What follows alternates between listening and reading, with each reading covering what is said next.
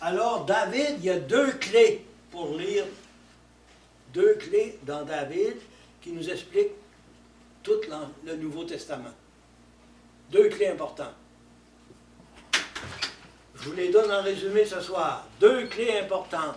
La première clé, c'est David qui est consacré par Samuel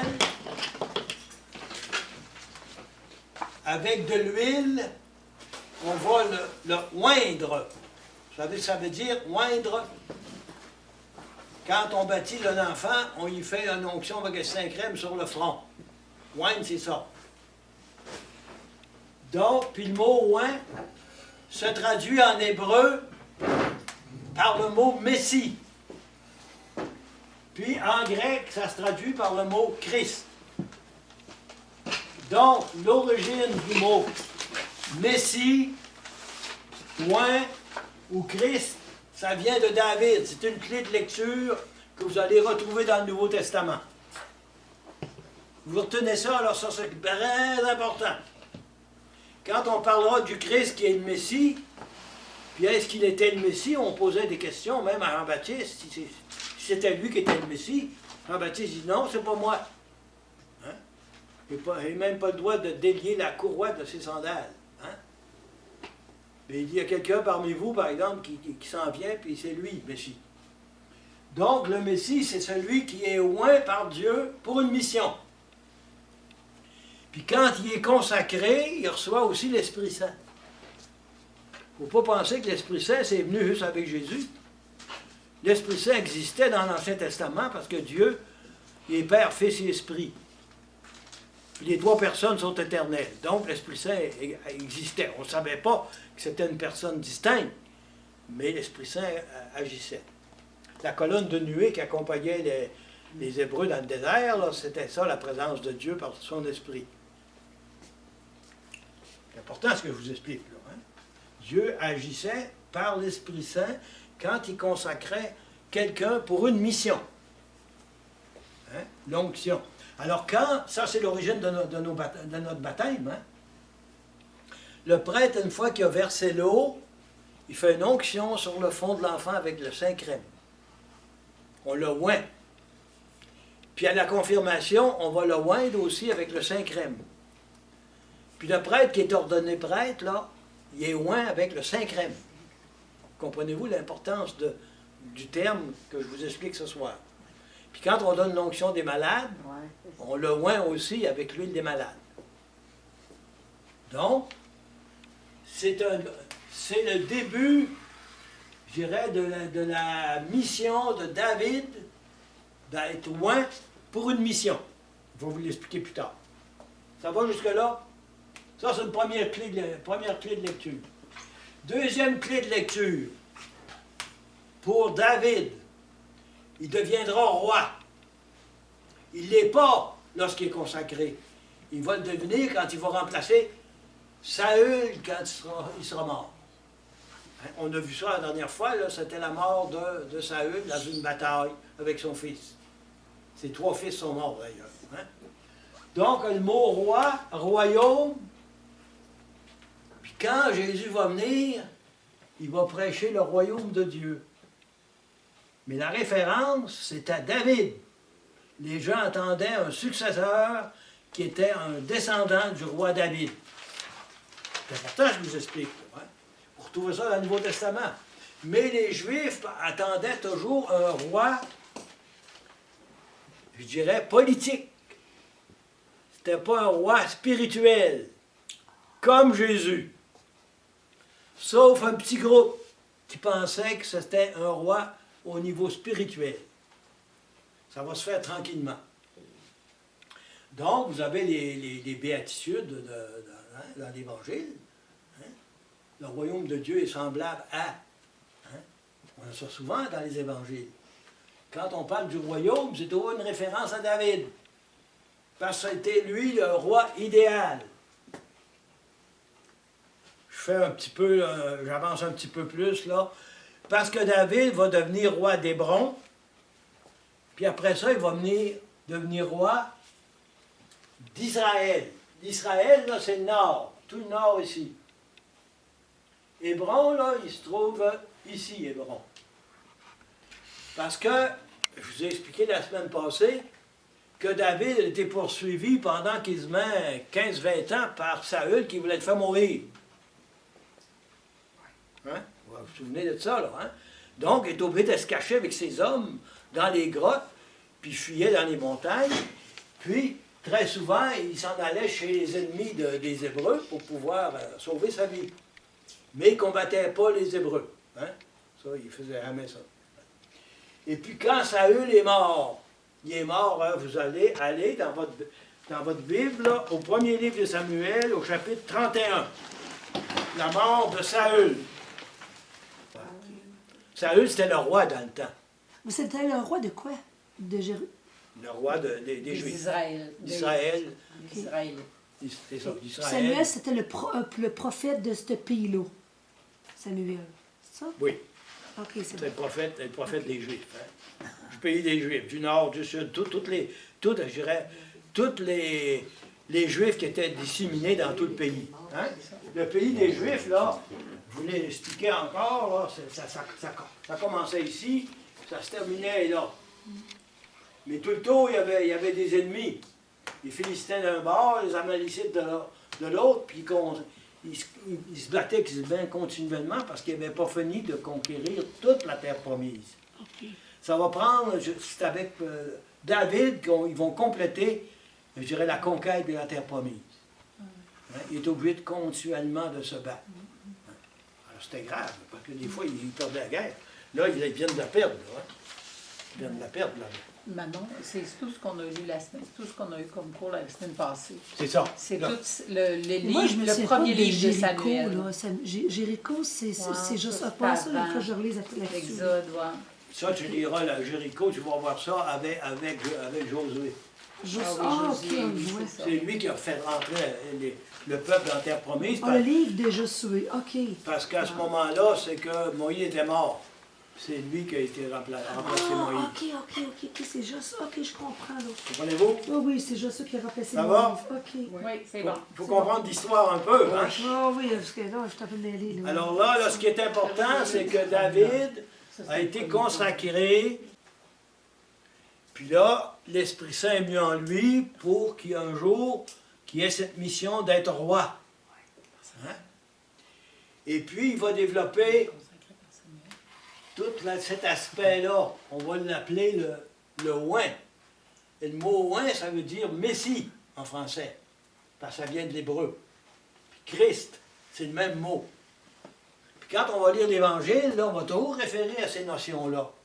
Mais si on ne sait pas d'où ils viennent de David. Ça va? C'est une clé de lecture pour lire les Évangiles et tout le Nouveau Testament. La deuxième clé, c'est roi et royaume. Parce que David va réaliser l'unité politique, géographique du pays. Et il va fonder une capitale qui va s'appeler Jérusalem. À ce moment-là, c'était une montagne qui était gardée par un groupe, et puis il va la conquérir. Alors Jérusalem, c'est ici. La montagne qu'on appelle Sion. Hein? On va dire la fille de Sion. Ça veut dire la montagne sur laquelle on a bâti le temple de Jérusalem. On ne connaît pas beaucoup l'Ancien Testament, vous savez ça. Hein? Bon. Donc, David va faire l'unité du peuple. Il va choisir une capitale entre toutes le nord puis le sud. Alors, Benjamin et Juda étaient au sud, puis les 10 autres tribus étaient au nord. Puis il a choisi sa capitale à peu près au centre pour faire l'unité. Ça deviendra la capitale du pays et en même temps, ça deviendra aussi la capitale religieuse, puisqu'il va préparer tout ce qu'il faut pour construire le temple. Mais celui qui va le construire, c'est Salomon, son fils. À David. Ouais. OK. C'est beau?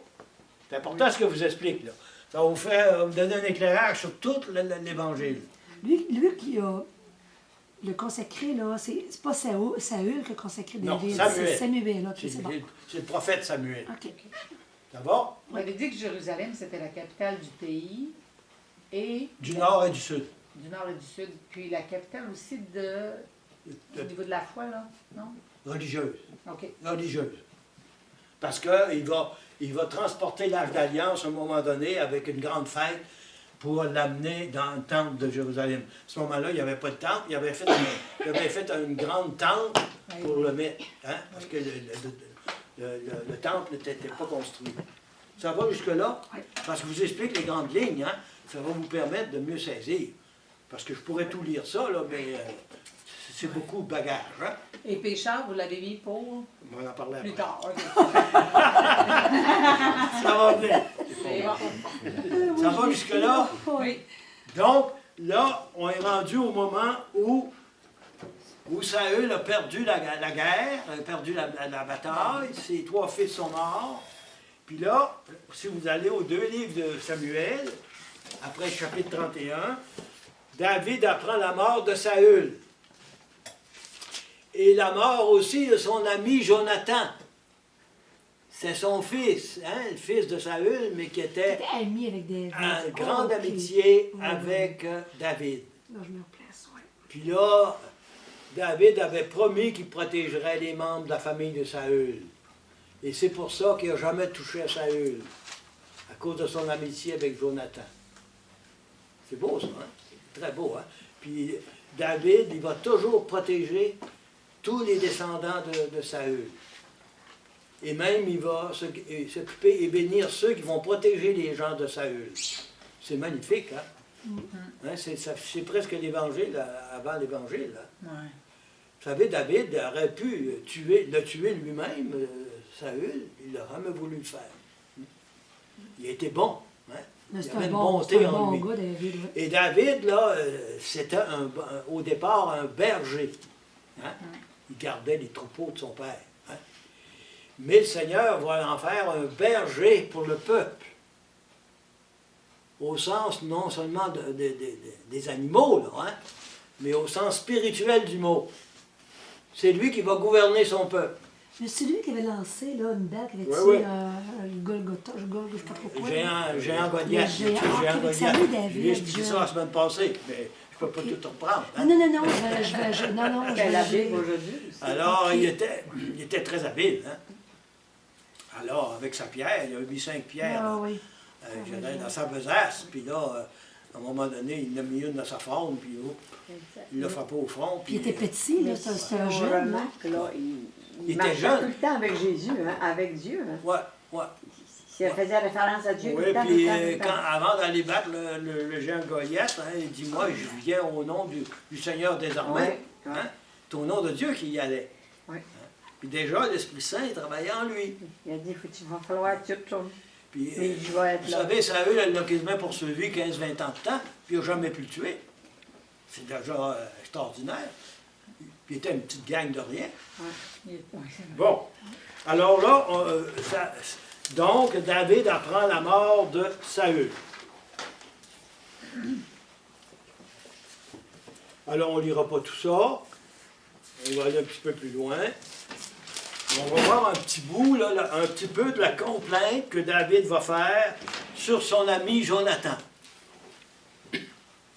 Vous avez au chapitre 1, verset 17. Juste un petit extrait. Vous l'avez? Alors David fit cette complainte sur Saül et sur son fils Jonathan. Il dit, « Honneur d'Israël, gisant sur tes collines, ils sont tombés les héros. Ne le publiez pas dans Gath, ne l'annoncez pas dans les rues d'Ascalon, de peur que les filles des Philistins ne se réjouissent, que les filles des incirconcis ne sautent de joie. Montagne de Gilboa, ne recevez ni rosée ni pluie, ne vous couvrez plus de champs féconds, car là fut maculé le bouclier des héros, le bouclier de Saül qui n'avait été huilé que du sang des victimes de la graisse des héros. L'arc de Jonathan qui ne recula point, et l'épée de Saül qui ne rentrait pas sèche. Saül et Jonathan, les bien-aimés, inséparables dans la vie et dans la mort, plus rapides que des aigles, plus vaillants que des lions. Bon, c'est une complainte. Hein, le Seigneur est mon berger, là, c'est David. Le psaume. Le Seigneur est mon berger, rien ne saurait me manquer. Bon, alors, il jouait de la musique. C'est pour ça que Saül l'a gardé chez lui, parce que des fois, il y avait des névroses. Saül, puis quand il y avait ses névroses, David venait jouer de la cithare. Il jouait de la cithare. Puis c'est lui qui a introduit les psaumes dans le temps, quand il faisait des cérémonies religieuses. Le temple n'était pas bâti à ce moment-là. Ça va? C'est important. Hein? C'est important, David. David, c'est un sommet de l'Ancien Testament. Il calmait l'autre Ouais. avec sa musique. Oui, il calmait Saül. Ouais, avec sa musique. Mais une fois, Saül n'était pas de bonne humeur, puis il avait sa lance, puis à un moment donné, pendant qu'il jouait de la musique, il a voulu tuer David. Par 2 fois, il l'a esquivé. Puis à partir de ce moment-là, il a pu jouer de la musique, il s'est caché, puis il s'est sauvé. Puis son fils l'a rencontré 2-3 fois à cachette. Puis là, Jonathan était pour lui. Hein? Bon, en tout cas, il y a bien des événements. C'est intéressant à lire. Je vous suggère de lire tout le premier livre de Samuel, puis le deuxième livre qu'on voit un peu ce soir. Ça va jusque-là? Oui. Bon. Là, je m'arrête sur ce premier point. Je vais vous expliquer qui est majeur. C'est David qui est consacré, oint, Messie et Christ, qu'on va retrouver dans le Nouveau Testament. Ça va? Oui. Vous allez retrouver ça là, quand on va parler de Jésus. Est-ce qu'il est le Messie? On va lui poser la question. On va la poser à Jean-Baptiste. Hein? Alors, l'arrivée de Jésus, hein? Pourquoi il va naître à Bethléem, vous pensez, Jésus? Parce que David venait de Bethléem. C'est pour ça que Marie et Joseph sont retournés à Bethléem quand il y a eu un grand recensement pour s'inscrire. Hein? Ils sont partis de Nazareth, puis sont descendus à Bethléem parce que c'est là qu'était né Jésus. Montreriez-vous sur la carte la différence entre Nazareth et Bethléem? Ah oui, il y a une grande différence. Oui, bon. Ils ont tous fait ça avec eux, autres. Nazareth, là, c'est tout près du lac de Tibériade. Il n'est pas inscrit ici, là, parce qu'à ce moment-là, c'est la carte avant. OK. Avant. Mais c'était ici. Tandis que Bethléem, Bethel, ici Jérusalem, Bethléem est ici.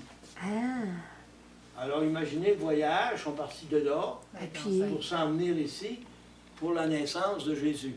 Ouais. ouais. Puis là, ça veut dire qu'à ce moment-là, hein, à cause de ce qui était prévu par les prophètes, il devait naître à Bethléem. C'est comme ça que Jésus accomplit les Écritures, comme l'ont dit les Écritures. Puis là, ben, quand les rois mages sont arrivés pour aller connaître Jésus, là, l'étoile n'était plus là, ils sont allés consulter Hérode, puis Hérode a consulté les prêtres du temps, puis on dit, ben, c'est à Bethléem qu'il doit naître. Puis Hérode, il était où, lui? Dans quelle ville? Jérusalem, ouais. OK. Jérusalem, mais Jérusalem est il proche ne de l'a pas pris Bethléem. pour une bonne nouvelle, lui. Non, non, oui, je le sais. Il ne l'a pas pris pour une bonne nouvelle. Il peur, Il voulait que les mages lui disent, quand ils l'auraient trouvé, d'aller lui dire, mais ils ne l'ont pas fait, ils sont partis pour un autre chemin.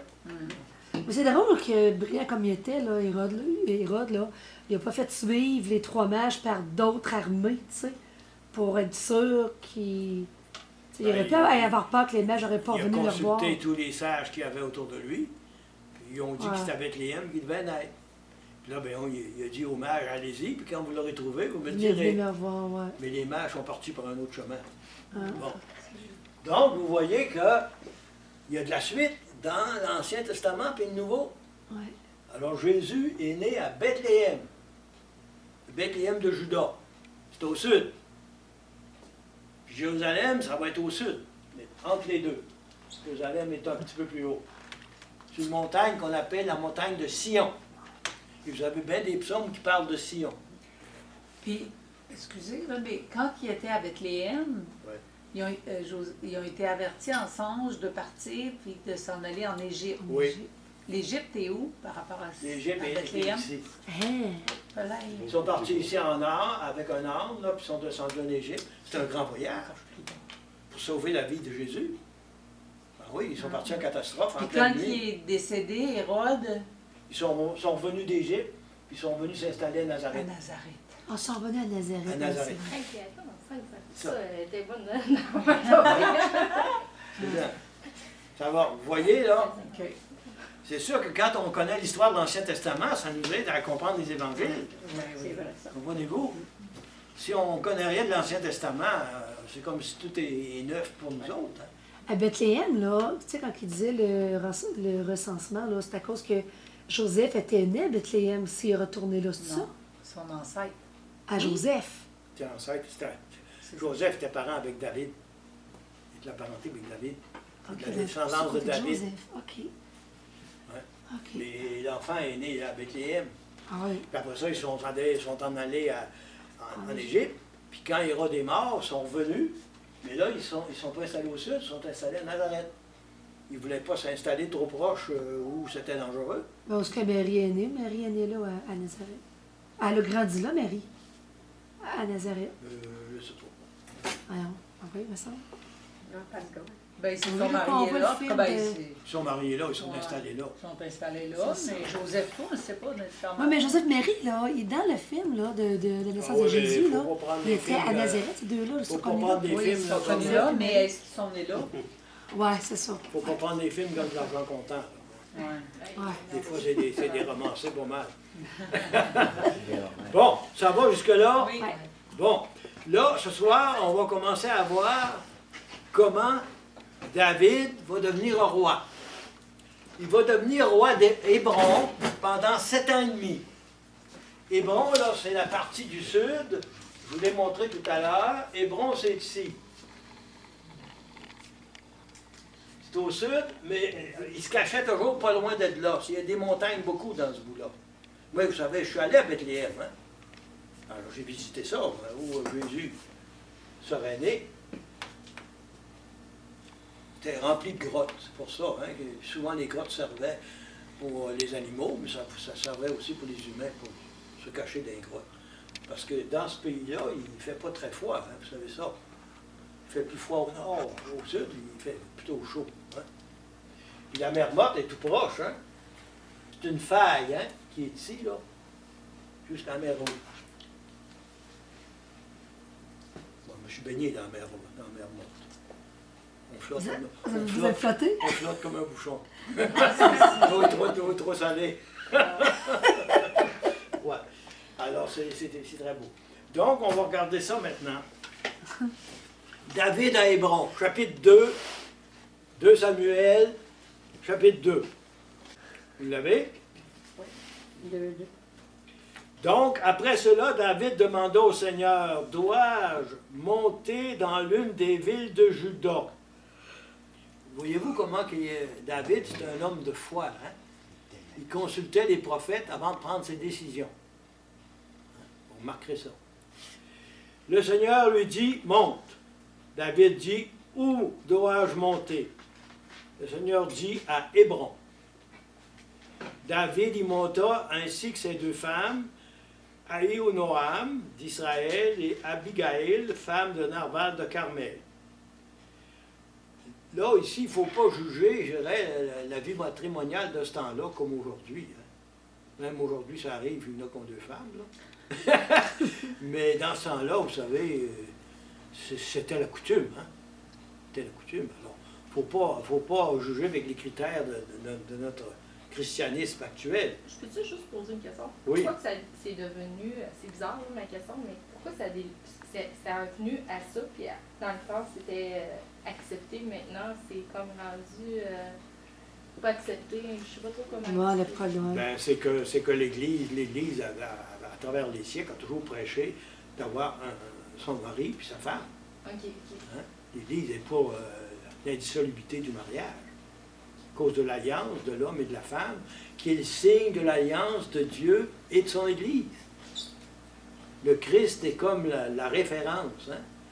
Puis l'Église, c'est comme son épouse. Hein? La fidélité des deux Ça doit être arrivé, ça, au moment d'un concile quelconque, qu'ils ont décidé que c'était juste une femme. Depuis que c'est Jésus qui a dit dans l'Évangile, Quand il référait à la création d'Adam et Ève. OK. si Ne on séparez va- pas ce que Dieu unit. si on va C'est la dans première Genèse. Bible, là, C'est j'ai- dans la Genèse, je vous ai présenté j'ai- déjà ça. Une femme. Dans dans le début de la Bible, là. La création. C'est tout simplement un rappel de ça. OK. Ça veut dire qu'eux autres, dans le fond, ils observaient pas ça. Non? Ben oui, mais Christ n'est pas venu. Ouais, c'est après Il ne pouvait pas le Jésus-Christ. savoir. Hein? Après Jésus-Christ. Comprenez-vous? Il se doutait, mais. Parce que nous autres on voit ça avec nos yeux d'aujourd'hui, mais dans ce temps-là, le Christ n'était pas venu. Puis il n'avait pas prêché son évangile. Puis l'Église n'existait pas. Moïse avait des tables, c'était écrit dans les tables. Oui, Ben oui, ben oui. Ben oui, c'était déjà dans la loi de Moïse. ben oui. Ben oui, c'est ça. Mais dans le fond, Mais eux la autres, loi ils de observaient Moïse, pas cette la loi de loi. Jésus Moïse l'a accompli. rappelait ce que la Genèse avait déjà dit. Oui, c'est ça. Bon, c'est ça. C'est beau? On continue. David fit également monter ses compagnons, chacun avec sa famille, et ils s'installèrent dans les villes d'Hébron. Les gens de Juda vinrent, et là, ils oignirent David. Oignir, vous voyez ce que c'est le mot oint, là? Parce qu'il devient roi d'Hébron, on va lui donner l'onction, parce que Dieu va l'aider dans sa mission comme roi. Ça va? Donc, ils oignirent David comme roi sur la maison de Juda. Quand on dit le mot maison, là, ça veut dire pour les gens de Juda. Hein? C'est élargi. Hein? C'est pas la maison là, juste familiale. C'est une maison plus large. On vint dire à David, ce sont les gens de Yabesh, de Galaad, qui ont enterré Saül. Vous voyez comment David va réagir. David envoya des messagers aux gens de Jabesh de Galaad, et il leur dit, soyez bénis du Seigneur, vous qui avez accompli cet acte de fidélité envers votre Seigneur Saül, et qui l'avez enterré. Voyez-vous la bonté de David face à Saül, même une fois mort. Maintenant que le Seigneur agisse envers vous avec fidélité et loyauté, moi aussi j'agirai à votre égard avec la même bonté, puisque vous avez fait cela. Et maintenant que vos mains soient fermes, soyez des hommes vaillants. Oui, votre Seigneur Saül est mort, mais sachez aussi que la maison de Juda m'a oint pour être son roi. Donc, il veut protéger les gens qui se sont occupés d'enterrer Saül. Ça, c'est la bonté de David.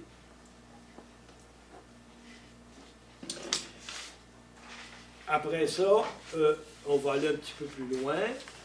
Là, un peu plus tard, David va être, je dirais, sacré roi pour Israël. Là, c'est important que vous compreniez ça. Israël, c'est les 10 tribus. 10 tribus du Nord. Ça va? Puis les 10 tribus portent toujours le nom des 12 fils de Jacob. Vous vous souvenez de ça, là, hein? Vous avez expliqué ça beaucoup. Hein? Donc, là, les 10 tribus du Nord, David va devenir roi d'eux autres et des 2 tribus du Sud. Les 2 tribus du Sud qui sont Juda et Benjamin. Puis tous les autres fils, c'est au Nord. Ça va? Ça va être le pays. Et David va faire l'unité de ça, du pays. Parce que, vous savez, les Juifs sont difficiles à mener. Hein? Ils sont souvent en chicane. Difficiles à mener. Alors, au chapitre 5, verset 1, David va devenir le roi d'Israël.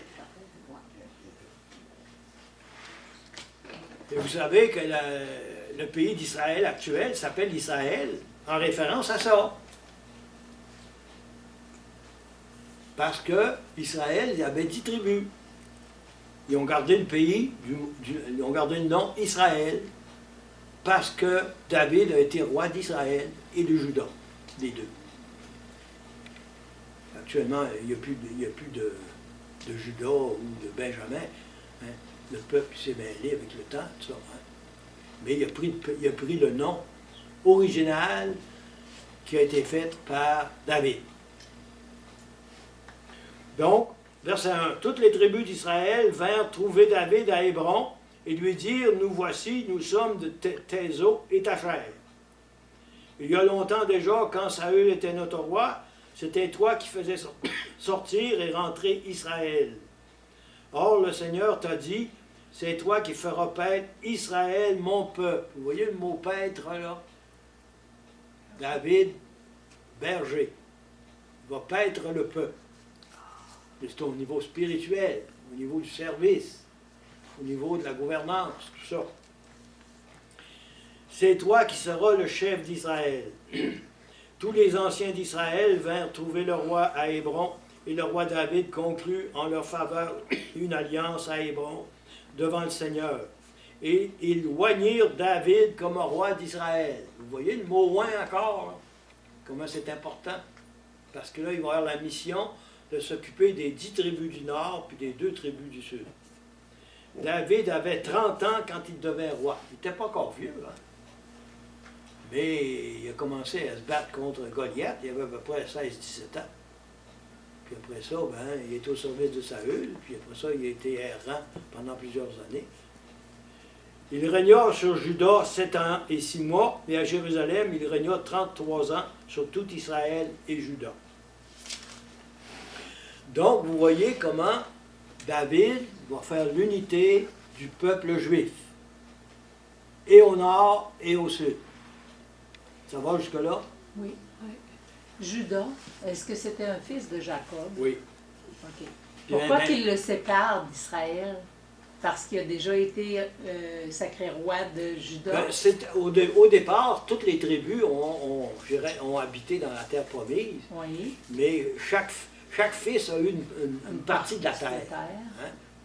Et puis c'est resté comme ça longtemps, mais ce n'était pas unifié comme un pays. Hein? Souvent, ils se battaient avec les voisins qui étaient des Philistins ou des Amalicites. Alors ça leur a pris quasiment 200 ans avant de mettre, je dirais, quasiment hors jeu tous les adversaires. Puis avec David, ça va se compléter. Okay. Mais déjà, Saül est obligé de se battre contre les Philistins, puis contre les Amalicites, hein, contre d'autres peuplades aussi. Ça va? Qui était sur la terre promise. Oui, qui étaient entremêlés. OK, il y a des bons puis des pas bons. C'est ça. C'est ça. Des méchants et des Oui, bons. puis souvent, les gens là-bas, ils se faisaient une ville avec des remparts, puis ils pouvaient se protéger des ennemis. Hein? C'est comme ça qu'ils se... L'autre point majeur, c'est David va décider de se fonder une capitale. Jérusalem. Parce que là, il était à Hébron. Jérusalem va devenir la capitale du pays d'Israël et du pays du Sud. Ça va? Géographiquement. C'est sur une montagne. Moi, je suis allé à Jérusalem, puis quand je suis rentré dans la ville, il faut monter. Hein? C'est montagneux. Puis quand on arrive à Jérusalem, c'est entouré de murs. Toute la ville est entourée de murs, le vieux Jérusalem. Il y a des portes. Il y a une porte qui s'appelle la porte de Damas. Une autre porte qui s'appelle une porte pour aller à un autre endroit. Hein? Dans ce temps-là, quand il était attaqué, ben, ils fermaient les murs, les portes, puis hein, ils ont été attaqués souvent. Ça a aujourd'hui pour aujourd'hui, cette ville-là? Il y a encore ces portes-là? C'est encore là. Ah, c'est encore là, c'est les portes? Le vieux Jérusalem est encore Ah, comme il est encore construit. Oui. Ah, oui, hey, good. J'ai fait le chemin de croix, moi, en pleine ville. Ah, Oui, c'est dans les rues, c'est une rue publique. Hein? Il y avait des magasins à chaque bord, puis ça sentait le diable. Ça bourdonnait, puis nous autres, on avait un guide qui nous conduisait pour aller jusqu'au calvaire. Vous savez, des fois, on fait notre chemin de croix dans l'église, tout est bien silencieux puis calme. Mais quand les gens ont vécu ça, c'était pas calme du tout. non, sûrement pas. Tout le monde criait, puis tout. Ah, c'était un bagarre. Hein? Il est tombé 3 fois, puis il est obligé de se faire aider parce qu'à la fin, il n'était plus capable de porter sa croix. C'était compliqué. Hein?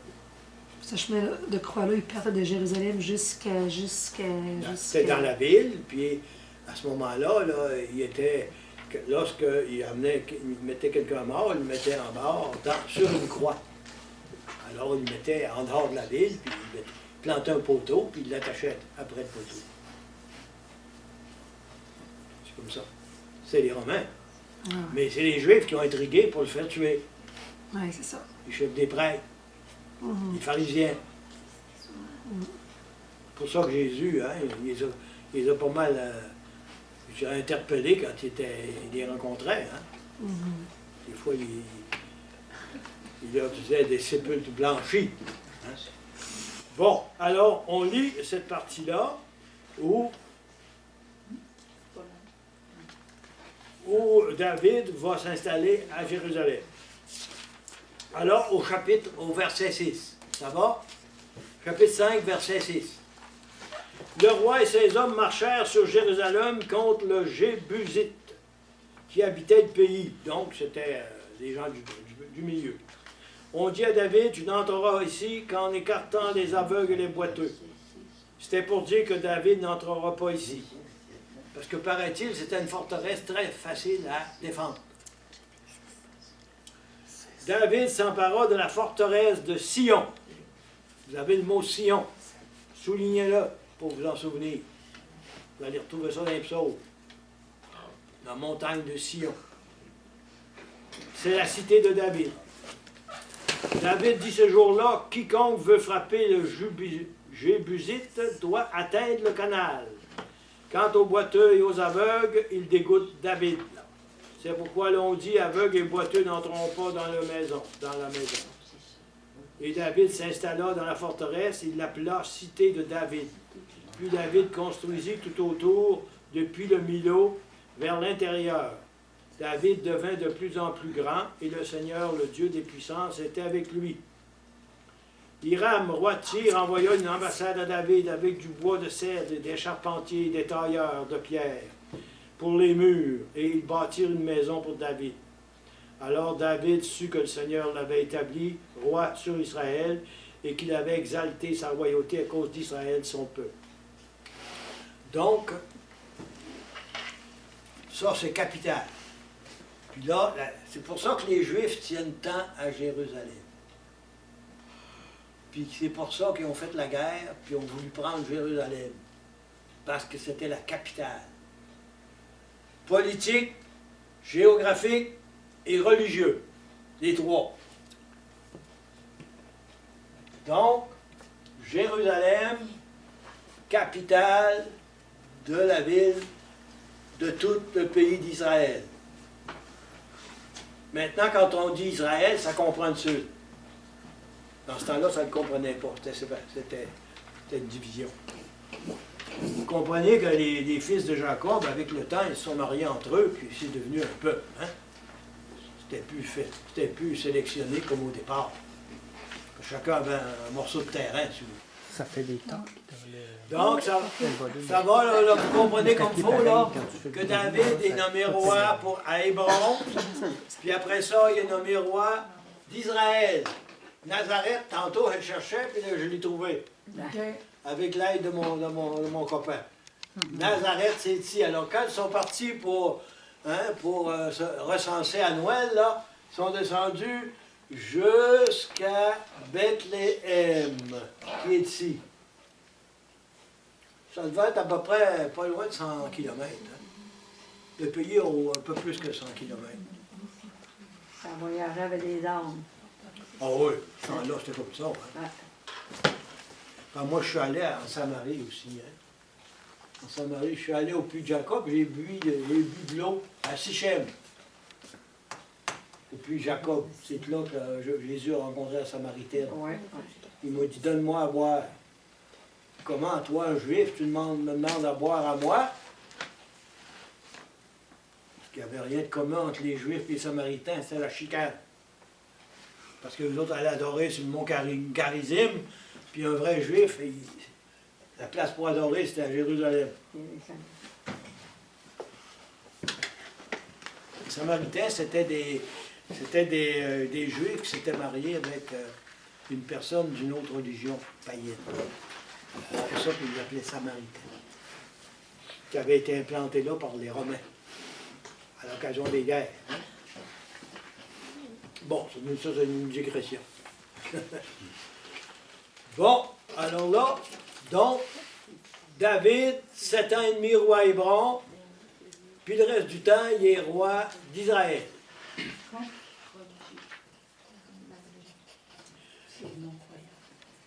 Alors, une fois que David est installé à Jérusalem, après un certain temps, là, il va poser un geste important au niveau religieux.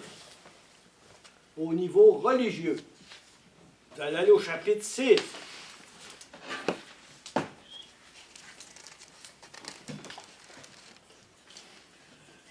Alors, David, vous savez, l'arche d'alliance, là, ça faisait toujours accompagner lorsque ils sont partis d'Égypte jusqu'en terre promise. Ils gardaient les 10 commandements dans une espèce de coffre. Hein. C'est l'origine de notre tabernacle, vous savez ça. Hein. Et puis là, on mettait la verge d'Aaron, et puis on gardait ça dans une tente. Puis à chaque fois qu'ils s'en venaient vers la terre promise, là, il y avait une tente spéciale pour l'arche d'alliance, et c'est là que Moïse allait prier. Puis Dieu se manifestait par une nuée au-dessus de la tente. Puis quand c'était le temps de partir, ben là, la nuée changeait de place, puis là, il partait. Alors, ils ont gardé, ça existait encore, hein, l'arche d'alliance au temps de Moïse, puis au temps de David. Donc, là, David va vouloir amener l'arche d'alliance à Jérusalem. Mais il n'y avait pas de temple. Donc, il va le faire sous une tente, une grande tente qu'il va préparer pour l'installer. Il va vouloir construire un temple. Il va préparer ce qu'il faut. Mais ce n'est pas lui qui va le construire, ça sera son fils. Mais il va accumuler beaucoup de matériaux pour le construire. Donc, on va voir là le transport de l'arche de l'Alliance. Ça a mal été au début, par exemple, quand ils ont fait le transport. Bon, on va aller au verset un petit peu plus loin. Alors, on va aller au verset 5. David et toute la maison d'Israël s'ébattaient devant le Seigneur au son de tous les instruments de cyprès, des cithars, des harpes, des tambourins, des sistres et des cymbales. Hein? C'était le power, hein, la fête. Hein? On amenait l'arche d'alliance, imaginez. Ils arrivèrent à l'ère de Nakon. Oussa fit un geste en direction de l'arche de Dieu. Il la saisit car les bœufs fléchissaient. La colère du Seigneur s'enflamma contre Oussa et Dieu le frappa là pour cette erreur. Il mourut là près de l'arche de Dieu. David fut bouleversé parce que le Seigneur avait ouvert une brèche en fonçant sur Oussa. Bon, alors là, imaginez, David, la frousse le prit, il a décidé de ne pas amener l'arche d'alliance à Jérusalem. Mais là, il l'a mis dans une maison, pas trop loin où ils étaient. Puis là, quelque temps après, David a appris que le Seigneur avait béni la maison qui avait gardé l'arche d'alliance. Alors là, il a décidé d'aller rechercher l'arche. On va aller au verset 9. Donc, David eut peur du Seigneur en ce jour-là. Il dit, comment l'arche du Seigneur pourrait-elle venir chez moi? Et David renonça donc à transférer l'arche du Seigneur chez lui dans la cité de David. Verset 11. L'arche du Seigneur demeura donc dans la maison de Obed-Édom, le Gittite, durant 3 mois, et le Seigneur bénit Obed-Édom et toute sa maison. On vint dire au roi David, le Seigneur a béni la maison d'Obed et tout ce qui lui appartient à cause de l'arche de Dieu. David partit alors et fit monter l'arche de Dieu de la maison d'Obed à la cité de David, dans la joie. Or, donc, lorsque les porteurs de l'arche du Seigneur eurent fait 6 pas, il offrit en sacrifice un taureau et un veau gras. Il dit, pas qu'un petit coup, hein?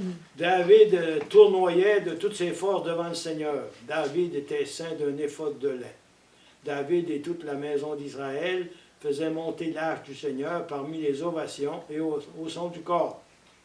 Or, quand l'arche du Seigneur entra dans la cité de David, Milcal, fille de Saül, vous savez qu'il l'avait mariée, hein, c'est la fille de Saül, se pencha à la fenêtre et elle vit le roi David qui sautait et tournoya devant le Seigneur, et elle le méprisa dans son cœur. On fit entrer l'arche du Seigneur et on l'exposa à l'endroit préparé pour elle au milieu de la tente que David lui avait dressée. Et David offrit des holocaustes devant le Seigneur, des sacrifices de paix. Et quand David eut achevé d'offrir l'holocauste et les sacrifices de paix, il bénit le peuple au nom du Seigneur le Tout-Puissant.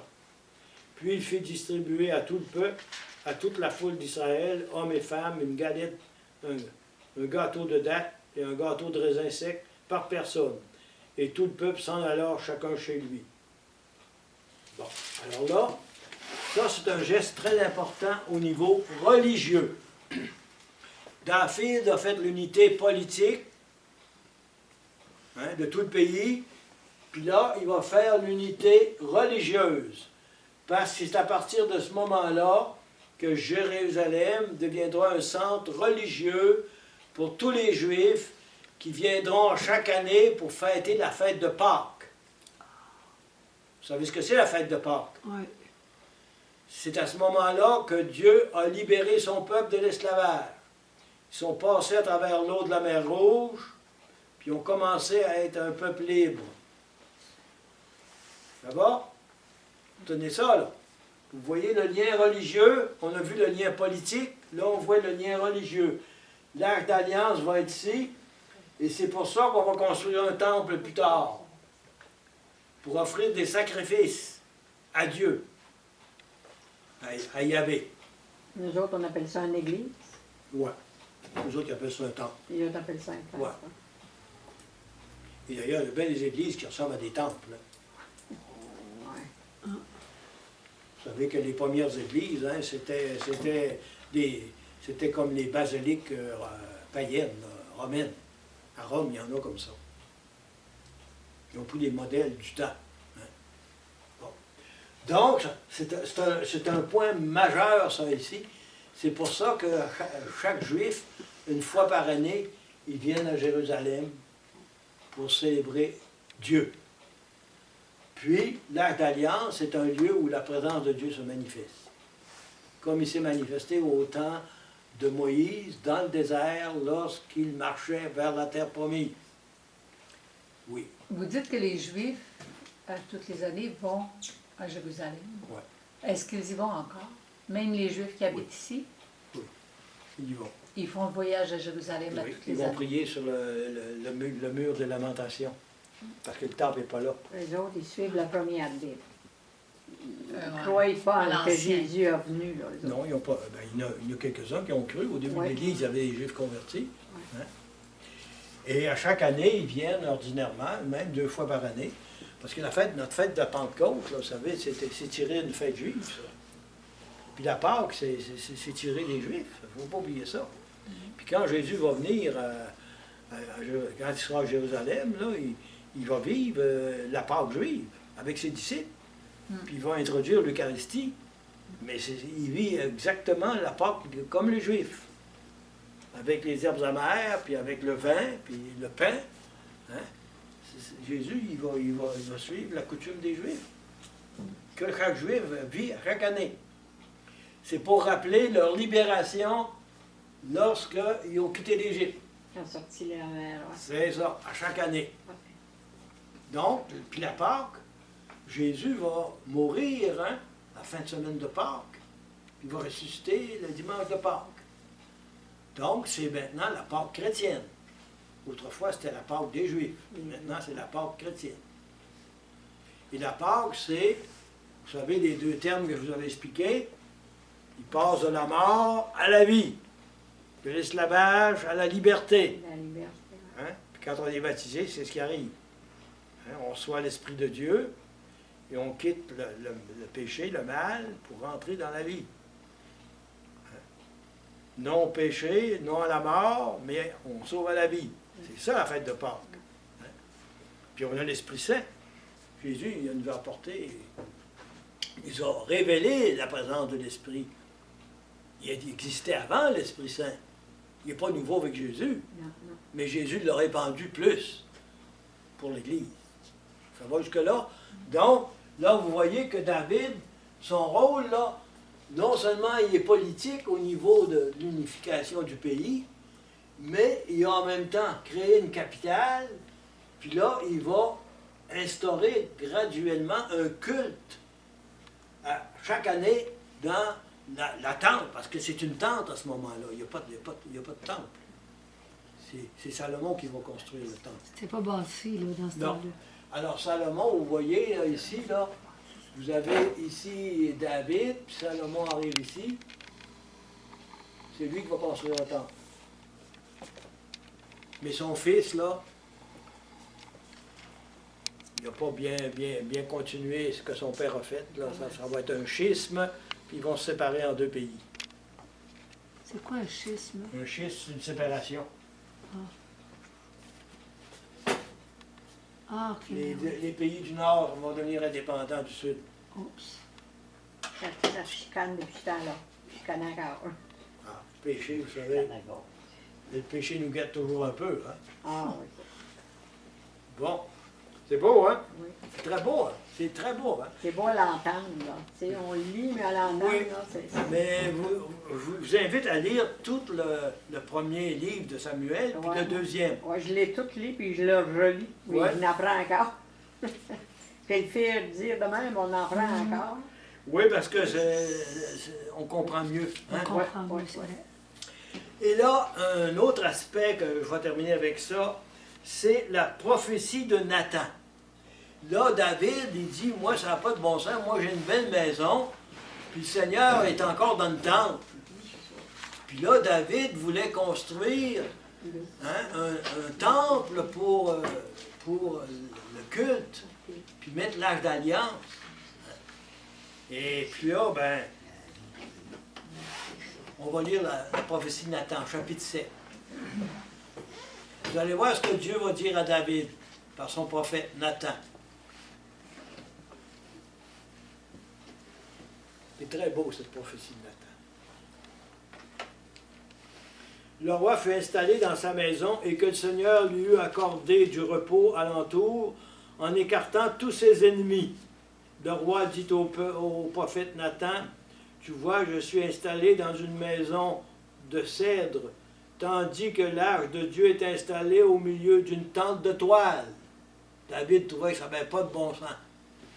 Lui, il avait une belle maison, puis Dieu était dans une tente de toile. Bon. Nathan dit au roi, « Tout ce que tu as l'intention de faire, va le faire, car le Seigneur est avec toi. » Or, cette nuit-là, la parole du Seigneur fut adressée à Nathan en ces termes. « Va dire à mon serviteur David, ainsi parle le Seigneur, est-ce toi qui me bâtiras une maison pour que je m'y installe? Car je ne me suis pas installé dans une maison depuis le jour où j'ai fait monter d'Égypte les fils d'Israël jusqu'à ce jour. Je cheminais sous une tente et à l'abri d'une demeure, pendant tout le temps où j'ai cheminé avec tous les fils d'Israël. Et j'ai adressé un seul mot à l'un des chefs d'Israël que j'avais établi pour paître Israël, mon peuple, pour dire pourquoi ne m'avez-vous pas bâti une maison de cèdre? Maintenant donc tu parleras ainsi à mon serviteur David. Ainsi parle le Seigneur le Tout-Puissant. C'est moi qui t'ai pris au pâturage, derrière le troupeau, pour que tu deviennes le chef d'Israël, mon peuple. J'ai été avec toi partout où tu es allé. J'ai détruit tous tes ennemis devant toi. Je te ferai un nom aussi grand que le nom des grands de la terre. Je fixerai un lieu à Israël, mon peuple. Je l'implanterai et il demeurera à sa place. Il ne tremblera plus et des criminels ne recommenceront plus à l'opprimer comme jadis et comme depuis le jour où j'ai établi des juges sur Israël, mon peuple. Je t'ai donné du repos en écartant tous tes ennemis. Et le Seigneur t'annonce que le Seigneur te fera une maison. Ça, c'est important. Hein?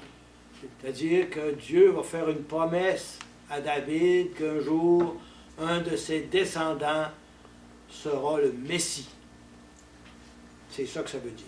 On continue le texte. Lorsque tes jours seront accomplis et que tu seras couché avec tes pères, J'élèverai ta descendance après toi, celui qui sera issu de toi-même, et j'établirai fermement sa royauté. C'est lui qui bâtira une maison pour mon nom.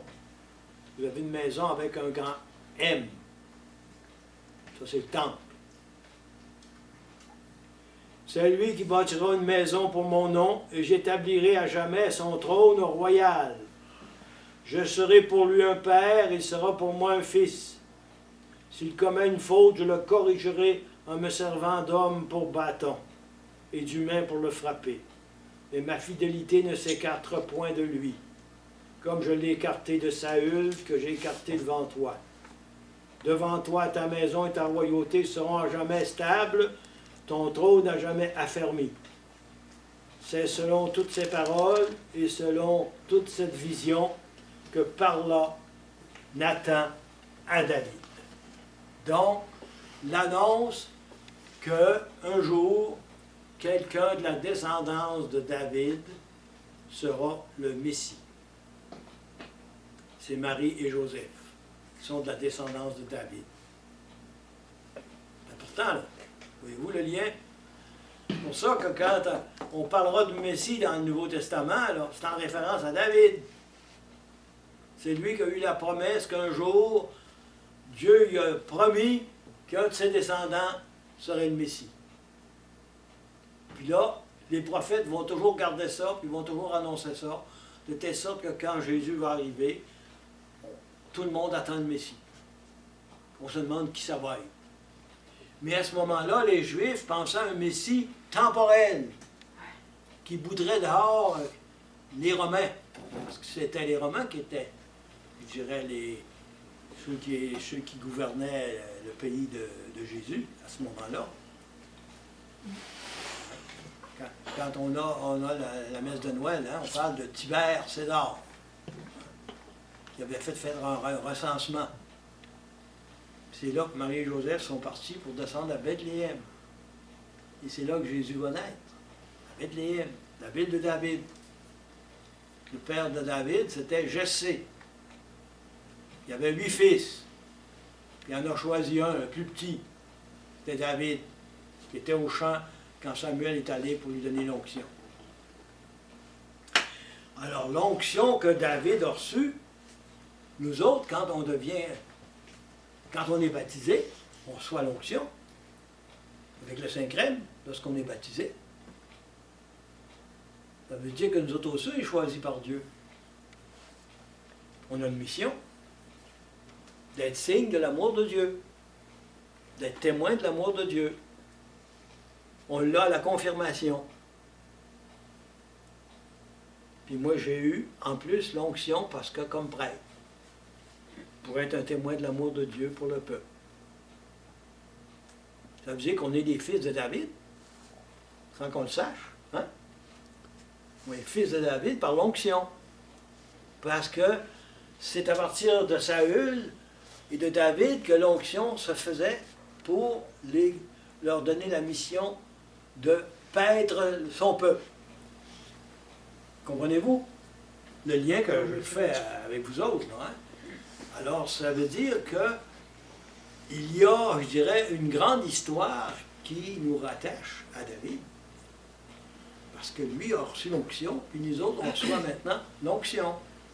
Lorsqu'on est baptisé, lorsqu'on est confirmé, lorsque les prêtres... Et autrefois, vous savez, quand le roi était sacré roi, on faisait une onction. Actuellement, on n'en fait pratiquement plus parce que, à cause de l'évolution des mentalités et tout ça, mais autrefois, le roi avait une onction comme un roi. C'était souvent soit le pape ou le cardinal qui le faisait. Donc, là, actuellement, c'est l'unité religieuse de tout le peuple que David est en train de faire en emmenant l'Arche d'Alliance dans une tente à Jérusalem, alors que lui avait une maison. Et c'est pour ça qu'il s'est dit, ça n'a pas de bon sens, moi j'ai une belle maison, et puis l'Arche d'Alliance est une tente. Et là, il va accumuler beaucoup de matériaux pour construire la tente, et ce sera son fils qui va le construire. Ça va jusque-là? C'est beau, c'est très beau, hein? On a le temps, je pense, de voir le péché de David. Pauvre David, hein? Au chapitre 11. Vous l'avez? Je vous raconte un peu l'histoire pour mieux la comprendre. Le papier. J'essaie de faire des liens avec certaines affaires. Alors, qu'est-ce qui est arrivé? David était dans sa maison, et puis à un moment donné, il prend une marche près de la maison, puis il voit une belle femme qui est en train de se baigner, et puis là, il l'a trouvée de son goût, puis il l'a fait amener chez lui, puis là, ben, il a couché avec elle, puis pas longtemps après, ben, elle lui a dit qu'elle était enceinte. Alors, vous voyez le drame pour David, le roi d'Israël. Hein? Mais le pire, c'est la femme d'un autre. là. Ouais, la T'es femme pas- d'un autre. T'es pas tout seul. Tandis que son mari était à la guerre puis qu'il se battait pour défendre le pays. Hein? Alors, qu'est-ce qui est arrivé? Là, il a écrit un mot à son chef d'armée, à Abner, pour lui dire d'envoyer Uri, qui s'appelait Uri, son mari, pour qu'il s'en vienne, pour qu'il vienne à la maison. Il pensait toujours qu'il allait aller voir sa femme, mais il n'y est pas allé. Il dit, ça n'a pas de bon sens, moi, l'armée se bat là-bas, puis moi j'irai à ma maison, puis ça. Finalement, il n'est pas allé. Et puis à la fin du compte, là, David, il a décidé qu'il a écrit un billet au général d'armée, Abner, puis il a dit, mais Uri, le plus fort des ennemis, puis faites une sortie afin qu'il meure. Ah.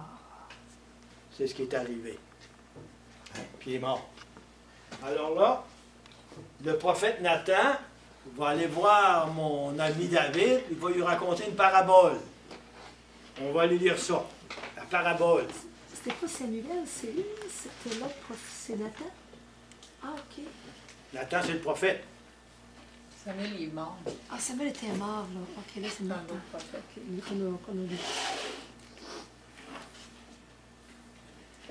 Bon, alors là, on va aller voir ce que. Alors, on va aller au verset 22 du même chapitre. Chapitre 11. Oui. Le messager partit et vint rapporter à David tout ce dont Joab l'avait chargé. Le messager dit à David, ces gens-là étaient plus forts que nous et nous ont fait une sortie dans notre direction en race campagne, mais nous avons contre-attaqué jusqu'à l'entrée de la porte. Les tueurs ont alors tiré sur tes serviteurs du haut du rempart. Il y a eu des morts parmi les serviteurs du roi, et ton serviteur Uri le Hittite est mort lui aussi. Alors, vous comprenez que là, le péché de David, c'est pas d'avoir couché avec sa femme uniquement, mais surtout de faire mourir Uri. Comprenez-vous? Le chapitre 12. Le Seigneur envoya Nathan à David, il alla le trouver et lui dit, là il lui raconte une parabole.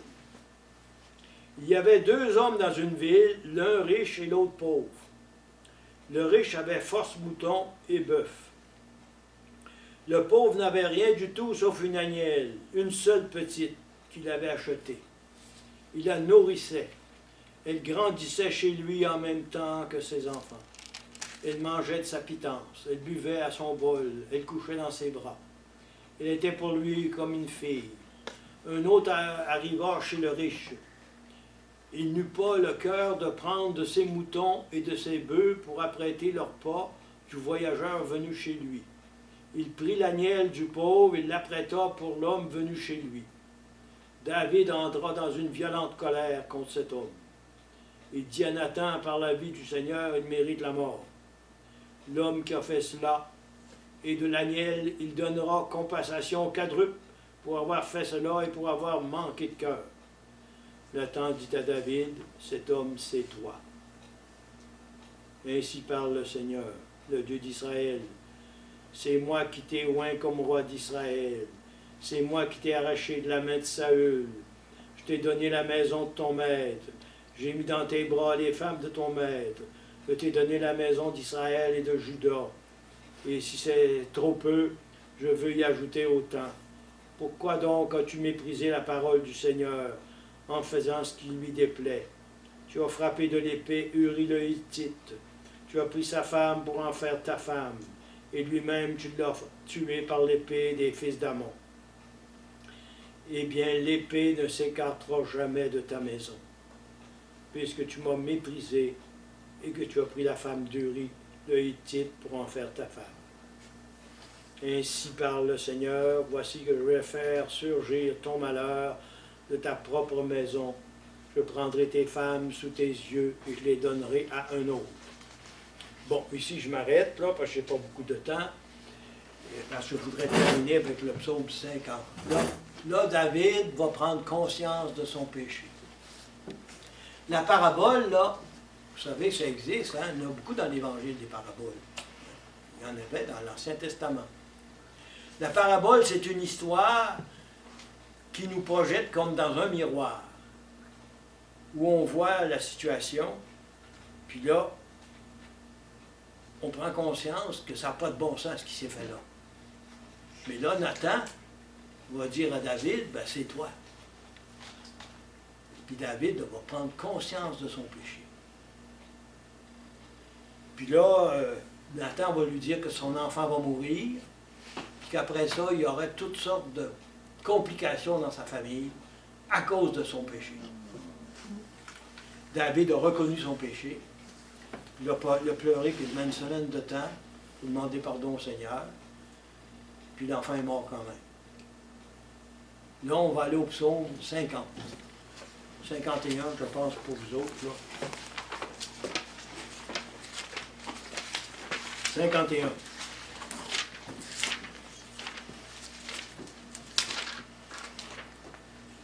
C'est un psaume de David. Quand le prophète Nathan alla chez lui, après que David fut allé chez Berzabé. Vous l'avez? 51, hein? 50 en parenthèse.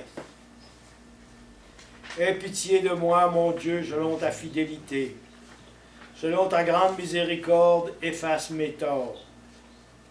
Lave-moi à grande eau de ma faute. Purifie-moi de mon péché. C'est magnifique, hein? Car je reconnais mes torts. J'ai sans cesse mon péché devant moi. Contre toi et toi seul, j'ai péché. Ce qui est mal à tes yeux, je l'ai fait. Ainsi tu seras juste quand tu parleras, irréprochable quand tu jugeras. Voici, dans la faute j'ai été enfanté, et dans le péché conçu des ardeurs de ma mère. Voici tu aimes la vérité dans les ténèbres. Dans ma nuit tu me fais connaître la sagesse. Ôte mon péché avec l'hysope, et je serai pur. Lave-moi, et je serai plus blanc que la neige. Fais que j'entende l'allégresse et la joie, et qu'ils dansent les eaux que tu as broyées. Devant mes péchés, détourne-toi. Toutes mes fautes, efface-les. Crée pour moi un cœur pur, mon Dieu. Enracine en moi un esprit tout neuf. Ne me rejette pas loin de toi. Ne me rends pas ton Esprit Saint. Rends-moi la joie d'être sauvé et que l'Esprit généreux me soutienne. J'enchaînerai ton chemin aux coupables et les pécheurs reviendront vers toi. Mon Dieu, Dieu sauveur, libère-moi du sang, de ma langue, que ma langue crie ta justice. Seigneur, ouvre mes lèvres et ma bouche proclamera ta louange. Je n'aimerais pas que j'offre un sacrifice. Je n'accepterai pas d'holocauste. Le sacrifice voulu par Dieu, c'est un esprit brisé. Dieu, tu ne rejettes pas un cœur brisé et broyé. Hein, c'est ce que vivait David, là, hein? Il était broyé là, par cet événement. Fais du bien à Sion. Rebâtis les murs de Jérusalem. Alors tu aimeras les sacrifices prescrits, offrandes totales et holocaustes. Alors on offrira des taureaux sur ton autel. Alors le péché de David, hein, même si t'es arrivé, tu peux tomber. Il a dit tout ce que le Seigneur a fait pour lui. Hein. Malgré tout, il est tombé par terre. Mais David, c'est un homme honnête et il va reconnaître son péché. Il va continuer d'aimer Dieu puis de correspondre à sa volonté. Je dirais Amen, Alléluia, pour la miséricorde de Dieu. Merci beaucoup.